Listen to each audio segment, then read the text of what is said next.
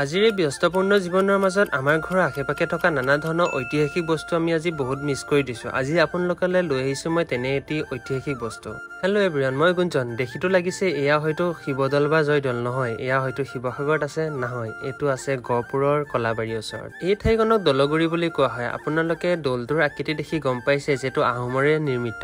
হয়, আপোনালোকে ঠিকেই ধৰিছে, এইটো বনাইছিলে আহোমৰ ল'ৰা ৰজা অৰ্থাৎ ৰত্নধ্বজ সিংহই 1679 চনত। আৰু ভৱিষ্যতলৈ ল'ৰা ৰজাই এই দৌলটো দান দি দিয়ে দক্ষিণপাট সত্ৰলৈ।